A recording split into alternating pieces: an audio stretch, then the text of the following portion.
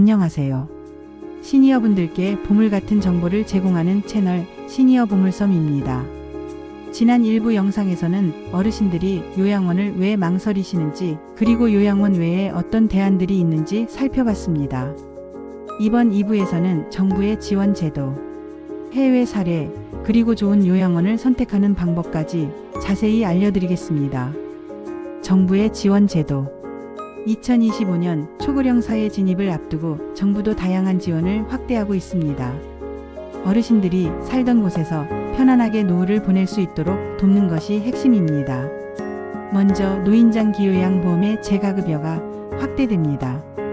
장기요양 등급을 받으시면 등급별로 정해진 월 한도액 내에서 방문요양, 쥐약안보 등 다양한 서비스를 이용할 수 있습니다. 본인 부담금은 최대 15% 수준으로 매우 낮고 기초생활수급자분들은 전액 면제 혜택을 받으십니다. 특히 2025년부터는 재가 서비스 이용자의 월 이용 한도액이 크게 늘어나서 더 많은 서비스를 더 부담 없이 이용할 수 있게 됩니다. 또한 주택 안전 환경 개선 비용 지원도 확대됩니다. 낙상 사고를 예방하기 위해 문턱 제거, 미끄럼 방지 타일 설치 등 주택 개조 비용을 지원합니다. 방문 진료 수가가 신설되어 병원 이동이 어려운 어르신도 의사가 직접 가정을 방문해 진료하고 처방할 수 있습니다. 정부는 의료 요양, 돌봄 서비스를 하나로 묶어 맞춤형으로 제공하는 노인 의료 돌봄 통합지원 시범 사업도 추진 중입니다. 병원에서 퇴원한 어르신이 집에서도 지속적인 돌봄과 의료 서비스를 받을 수 있도록 여러 지자체에서 시범적으로 운영되고 있습니다. 요양원 입소 조건과 보험 적용 여부. 여기서 많은 분들이 궁금해하시는 요양원 입소 조건도 함께 살펴보겠습니다. 원칙적으로 요양원은 만 65세 이상이거나 노인성 질환을 가진 분들을 대상으로 합니다. 가장 기본적인 조건은 노인장기요양보험의 1, 2등급, 즉 시설급여 등급을 받은 어르신입니다. 이 경우 국가의 장기요양보험 지원을 받아서 본인 부담금이 약 20% 정도로 매우 낮아지고 나머지는 보험에서 지원받을 수 있습니다. 그렇다면 장기요양 등급이 없으면 요양원 입소가 불가능할까요? 꼭 그렇지는 않습니다. 급한 상황이나 가족이 돌볼 수 없는 경우 등에는 장기요양 등급이 없어도 비급여 등급 외자로 입소가 가능합니다. 이 경우 비용은 전액 본인 부담이 되지만 일단 안전하게 입소를 하고 나중에 등급을 취득하면 보험 혜택을 전환해 적용받을 수 있습니다. 요양원과의 협의가 필요하지만 실제로 이런 식으로 선입소 후 등급을 받는 경우가 많습니다. 또한 3, 4, 5등급을 받은 분도 특별 사유를 증명하거나 승인을 받으면 시설급여 입소가 가능해집니다. 예를 들어 치매가 심해 집에서 돌보기가 어렵다고 판정되면 요양원 입소가 허용될 수 있습니다. 해외의 혁신적인 사례와 국내 벤치마킹 사례.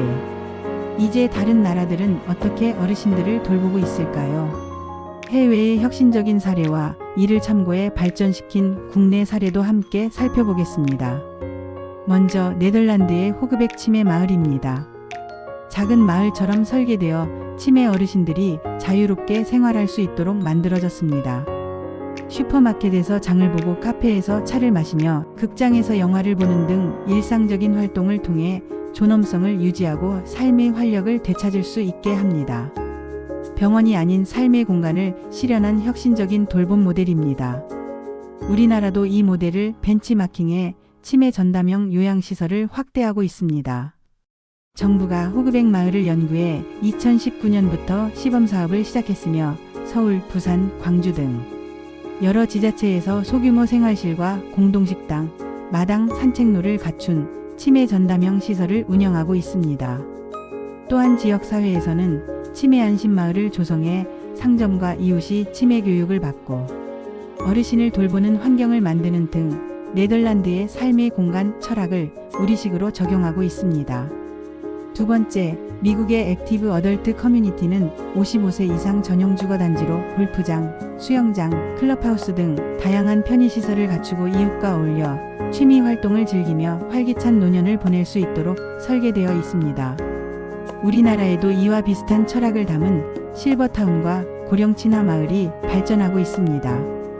예를 들어 전북 고창 실버타운은 골프장과 온천 등 다양한 레저 시설을 갖추고 독립적인 생활이 가능한 어르신들을 위해 설계되었습니다. 또한 단지 내 요양병원과 요양원이 연계되어 필요할 때 의료 서비스도 이용할 수 있습니다.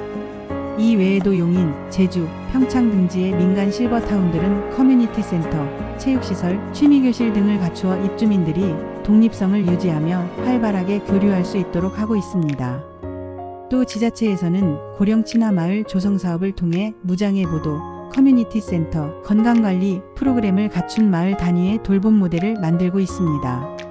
세 번째로 프랑스의 세대 통합형 주거 모델도 주목할 만합니다. 어르신이 빈 방을 청년에게 저렴하게 빌려주고 청년은 말동무가 되거나 집안일을 돕는 상생 모델입니다. 주거 문제를 해결하면서 세대 간 교류를 통해 어르신의 고립감을 해소하고 삶의 활력을 더해주는 좋은 예시입니다. 우리나라에서도 이러한 철학을 참고해 세대 공유주택 실험을 하고 있습니다. 서울시와 일부 지자체에서는 어르신이 청년에게 방을 저렴히 임대하고 청년은 일정 시간 동안 말벗이 되어주거나 간단한 도움을 주는 프로그램을 운영했습니다. 또 복지관과 지자체에서는 세대교류 프로그램을 통해 어르신과 청년이 요리나 문화활동을 함께하며 친밀감을 쌓을 수 있도록 돕고 있습니다. 마지막으로 해외 여러 나라가 공통으로 추구하는 통합돌봄 개념도 있습니다. 시설 중심이 아니라 지역사회에서 살면서 의료, 요양, 주거, 복지를 통합적으로 지원하는 것이 핵심입니다. 우리나라 역시 이를 벤치마킹해 지역사회 통합돌봄을 추진하고 있습니다. 2018년부터 시범사업을 시작해 병원에서 퇴원한 어르신이 집으로 돌아와도 돌봄 공백이 없도록 주택 개조 지원, 방문간호, 식사배달, 사회활동 연결 등 다양한 서비스를 통합적으로 제공합니다.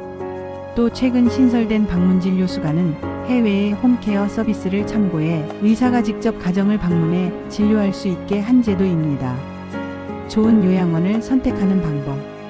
그렇다면 만약 요양원 입소를 고민하게 된다면 어떤 점들을 꼭 살펴봐야 할까요? 가장 중요한 첫걸음은 장기요양 등급을 받는 것입니다. 국민건강보험공단에 장기요양 인정 신청을 해서 등급을 받아야 하고 이 등급에 따라 입소 가능 여부와 본인 부담금이 결정됩니다. 또 요양원 비용은 급여 본인 부담금과 비급여 항목으로 나뉩니다. 급여 본인 부담금은 총 비용의 약 20% 정도이고 감경 대상자는 더 낮습니다. 비급여 항목은 식비나 상급 침실료, 개인용품비 등 100% 본인 부담이므로 시설마다 큰 차이가 있어 반드시 비교하고 확인해야 합니다. 좋은 요양원을 찾기 위해서는 국민건강보험공단 홈페이지에 장기요양기관 찾기 메뉴를 활용해 평가 등급을 확인하고 A 또는 B등급의 우수기관을 우선적으로 살펴보는 것이 좋습니다. 무엇보다도 직접 방문이 필수입니다. 시설의 청결 상태, 채광과 환기, 안전시설 여부, 어르신의 신체나 인지 기능을 유지시켜줄 다양한 프로그램 운영 여부, 직원들의 친절도와 전문성을 꼭 확인하세요. 또 법정 기준보다 요양보호사나 간호사 인력이 충분한지 살펴보는 것도 중요한 포인트입니다. 어르신의 노년이 행복하려면 무엇보다 그분의 삶과 마음을 존중하는 것이 중요합니다. 요양원 입소는 결코 실패가 아닙니다. 많은 선택지 중 하나일 뿐입니다. 사랑하는 부모님께 가장 잘 맞는 선택을 가족이 함께 고민해 주세요. 이 영상이 도움이 되셨다면 구독과 좋아요 부탁드립니다. 다음에도 유익한 정보로 찾아뵙겠습니다. 감사합니다.